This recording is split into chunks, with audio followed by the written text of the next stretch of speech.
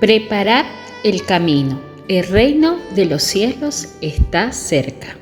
Ayer estuvimos hablando de Zacarías y Elizabeth, los padres de Juan el Bautista, y su propósito de vida en anunciar el camino del Señor. Hoy hablaremos más sobre él y su ministerio. El cielo había guardado silencio por 400 años. Desde el profeta Malaquías hasta Juan el Bautista no se escuchó ninguna voz profética que guiara al pueblo de Israel. Durante este tiempo, la nación atravesó transformaciones políticas, sociales y espirituales. El dominio persa fue reemplazado por los griegos, con las influencias helenísticas, afectando incluso las tradiciones religiosas judías. Luego llegaron los romanos, quienes tomaron el control de la región con una presencia imponente y opresiva. En medio de todo esto, los judíos esperaban la llegada del Mesías prometido, pero esa espera se había vuelto confusa y dividida. Los fariseos, obsesionados con cumplir la ley al pie de la letra, crearon una religión llena de reglas que muchas veces no reflejaban el verdadero corazón de Dios. Los saduceos, centrados en el templo y en las esferas del poder, limitaban su fe a un formalismo sin vida. Y los esenios, cansados de la corrupción, se retiraron al desierto en busca de pureza espiritual. En medio de estas crisis de identidad, Dios decide romper el silencio y lo hizo de una manera inesperada, levantando a un profeta no en los templos ni en los líderes religiosos, sino en el desierto. Una voz que clamaba: arrepentíos, porque el reino de los cielos se ha acercado. ¿Por qué en el desierto? El desierto era un lugar cargado de simbolismo para el pueblo de Israel. Era el lugar donde Dios había moldeado a la nación durante su peregrinación después del Éxodo. También representaba un lugar de prueba, dependencia y renovación espiritual.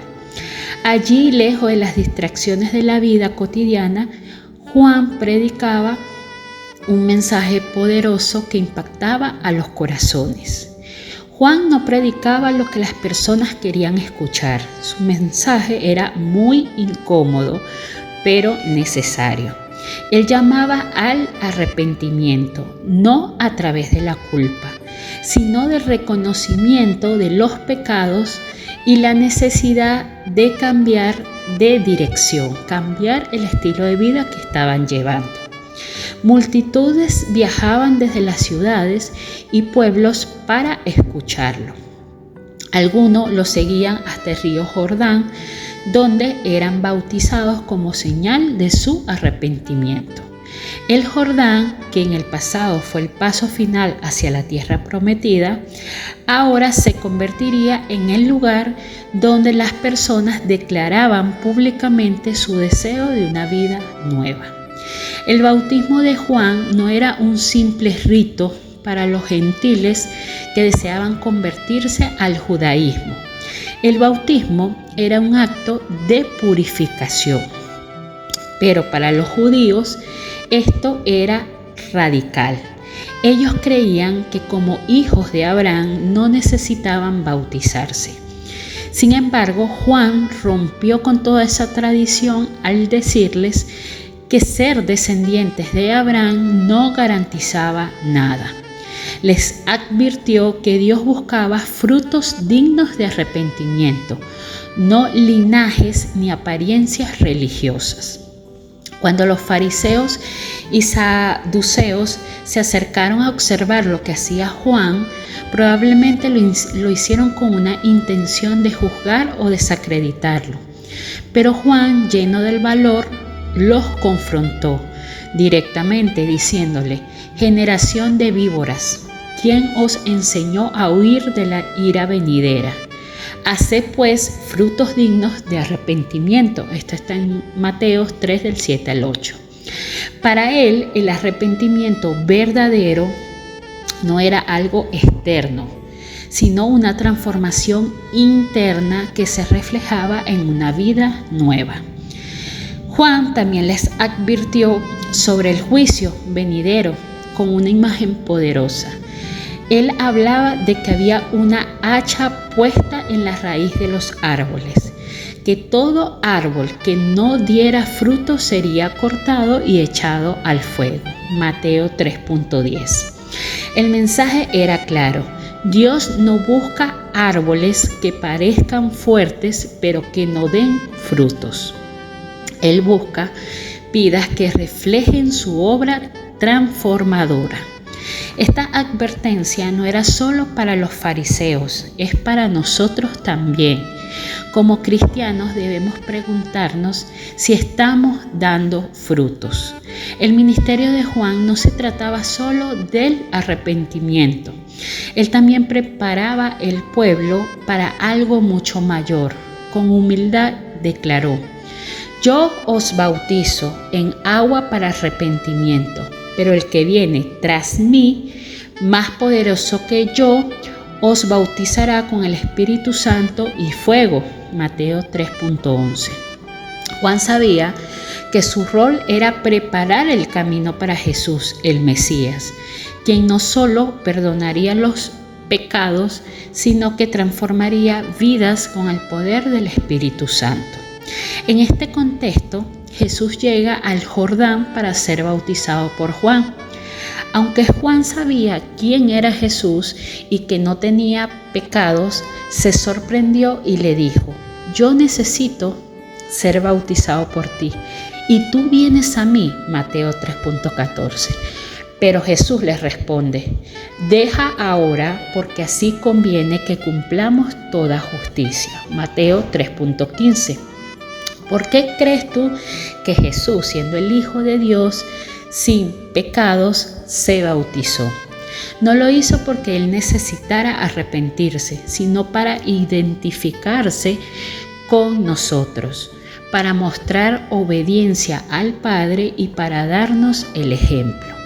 Su bautizo marcó el inicio de su ministerio público y la confirmación divina de que era el Hijo amado de Dios. El bautismo para nosotros no es un simple ritual, es una declaración pública de nuestra fe, una decisión consciente de arrepentimiento y entregar nuestra vida a Cristo. Por eso es un paso que damos como adultos y no como niños.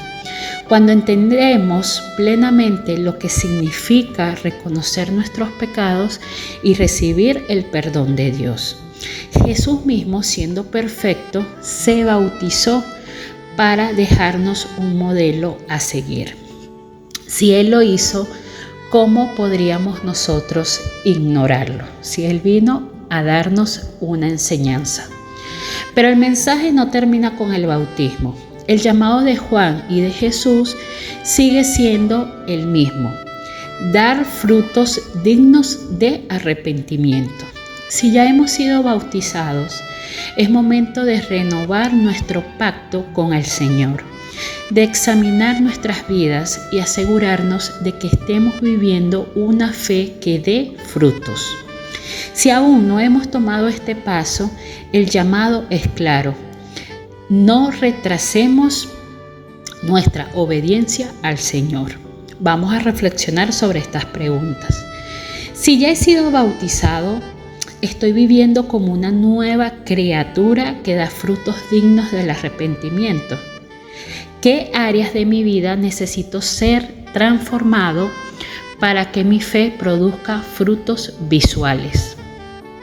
¿Qué significa para mí el mensaje del hacha puesto en la raíz de los árboles? ¿Estoy en peligro de ser como un árbol que no da frutos? Si aún no me he bautizado, ¿estoy listo para tomar esa decisión en obediencia al Señor? Oramos. Señor, gracias por tus palabras que me llaman al arrepentimiento y a una vida transformada. Ayúdame a dar frutos dignos de mi fe, a vivir en obediencia y a renovar mi compromiso contigo cada día. Si ya he sido bautizado, enséñame a honrar este pacto con una vida que te glorifique. Si aún no he tomado ese paso, dame el valor para obedecerte y seguir el ejemplo de Jesús. Que mi vida sea un testimonio vivo de tu gracia y tu poder transformador. En el nombre de Jesús, amén. El mensaje de Juan sigue resonando hoy. Arrepiéntanse, porque el reino de los cielos se ha acercado. El tiempo es ahora. Decide preparar el camino en tu corazón.